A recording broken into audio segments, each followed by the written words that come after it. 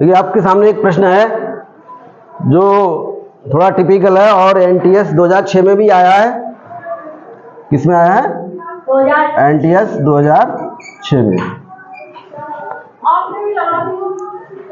और प्रश्न क्या है कि 2 की पावर n माइनस 2 की पावर n माइनस 1 बराबर 4, तो n का मान होगा, क्या मान होगा? एक आंसर होगा या 3/2 आएगा या 2 आए या 27 आएगा। कैसे सॉल्व करेंगे बताओ?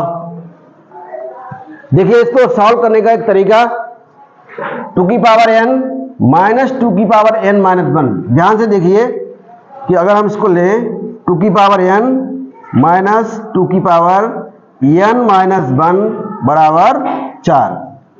इसको जब हम सॉल्व कैसे करेंगे, हमने आपको बताया था घातांक में अगर किसी संख्या के पावर में माइनस है, जैसे -3 है, तो इसको हम क्या ले सकते हैं? 1/2 की पावर 3। जैसे ये संख्या नीचे जाएगी तो ये पावर क्या हो जाएगी? प्लस में, धनात्मक बन जाएगी। ठीक है। ऐसे यहाँ पर देखने से लग रहा है कि यहाँ पर 2 की पावर n माइनस 1 है, तो n को अलग किया जा सकता है और -1 को अलग किया जा सकता है। तो -1 को अलग कर लो।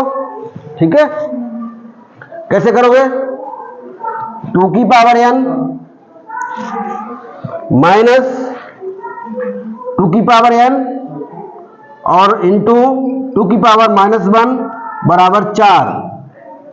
बोलो 2 की पावर n और इसको 2 की पावर -1 लिखा जा सकता है। अब यहां पर क्या करेंगे? ये 2 की पावर -1 है, इसकी जो घात है उसको धनात्मक बनाएंगे। घात को क्या करेंगे? धनात्मक बनाएंगे। तो जब धनात्मक बनाएंगे तो इसके अनुसार ये कहां जाएगी? एक बच्चा और बढ़िए कॉमन बटे में जाएगी।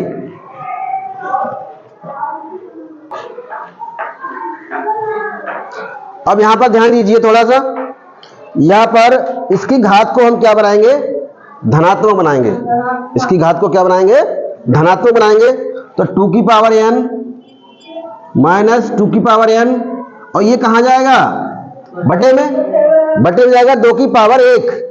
तो 2 की पावर 1 का मतलब क्या है? 2। पावर 1 का मतलब क्या है? भाई संख्या होती है।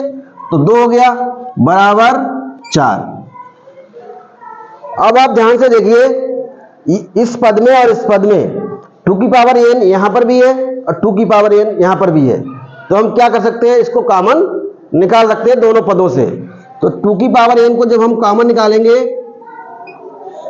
तो क्या बचेगा? यहां पर 1 बचेगा ना, 1 बचेगा। यहां पर क्या बचेगा? -1 बचेगा ना, 1/2 बराबर 4। क्या इसको हम सॉल्व नहीं कर सकते? 1 में से 1/2 घटाएंगे, तो 1 में से 1/2 घटाएंगे तो 2 एकम 2, 2 में से 1 गया 1। तो ये आपको मिलेगा क्या? 2 की पावर n इंटू 1/2। ये बात समझ में आ गई कि 1/2 कैसे आ गया? 1 में से हमने क्या घटाया? 1/2। तो 2 एकम 2, 2 में से 1 गया 1 बराबर कितना है हमारे पास? 4 पहले से चल रहा है। अब यहां पर 2 की पावर n बटे 2 बराबर 4 और 4/1 मान करके इसकी क्या करेंगे? कैंची गुणा कर लेंगे। ये तो हमने तरीका आपको बता दिया था पहले ही। तो 2 की पावर n बराबर 4 दूनी 8। अब आपसे पूछ रहा है कि n की पावर n का मान कितना होगा? n की पावर n का मान कैसे निकालोगे? जब तक n का मान नहीं निकालोगे तब तक आपको n की पावर n का मान नहीं निकाल पाओगे। तो हमारी यहां पर ये कोशिश रहेगी कि n का मान निकल आए। n का मान निकल आए तो n है कहां पर है? घात में।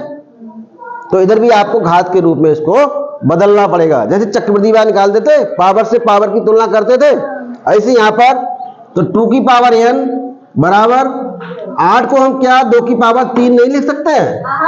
2 की पावर 3।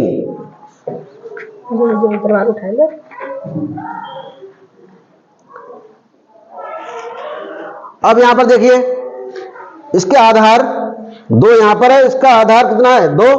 जब आधार बराबर है तो दोनों तरफ की जब हम तुलना करेंगे तो n का मान निकल के कितना आएगा? बोलो जब आधार दोनों बराबर हैं तो घात भी क्या होंगे आपस में? बराबर होंगे। ठीक है, कब? जब a बराबर, यहाँ पर जीरो नहीं होना चाहिए, यहाँ पर जीरो नहीं होना चाहिए। तो यहाँ से देखने से ये लगता है कि n का मान कितना आएगा? 3। तो n की वैल्यू कितनी आएगी? 3।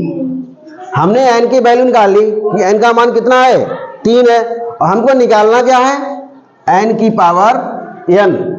तो n की पावर n जब निकालेंगे तो n की पावर n निकालने के लिए n का मान कितना है? 3, और पावर कितना है? n, तो 3 की पावर 3 हो गई।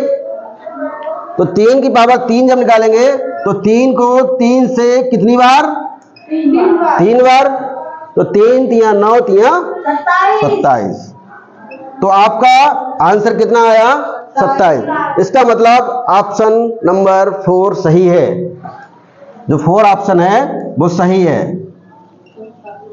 बहुत ही इंपॉर्टेंट प्रश्न है ये, नोट कर लीजिए इसको।